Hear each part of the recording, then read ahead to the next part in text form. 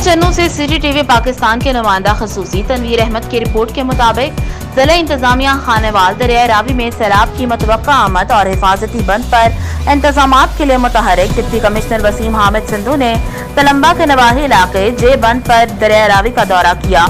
Additional deputy commissioner revenue अजूबा अजीम, assistant commissioner मियां चन्नू रमीज जफर भी हमरा मौजूद थे। SDO इरिगेशन इमरान शाह ने दरिया रावी में पानी की सूरत हाल और हिफाजती इंतजामात बारे ब्रीफिंग दी। जिला इंतजामिया खानेवाल ने किसी भी खतरे से निपटने के लिए तमाम इंतजामात मुकम्मल कर लिए। डिप्टी कमिश्नर की मीडिया से गुफ्तगू, उन्होंने कहा कि फिलहाल खतरे की कोई बात नहीं, एहतियाती तौर पर दरिया रावी के बेट में मौजूद लोगों को महफूज मकामात पर पहुँचाने की हदायत की है। डिप्टी कमिश्नर वसीम हामिद सिंधु ने कहा कि बंद की सूरत हाल तसल्ली बख्श है, एहतियाती तौर पर हिफाजती बंद का सर्वे करवाने की हदायत कर दी है। रेवेन्यू और इरिगेशन का अमला लम्हा ब लम्हा सैलाब की सूरत हाल को मॉनिटर कर रहा है।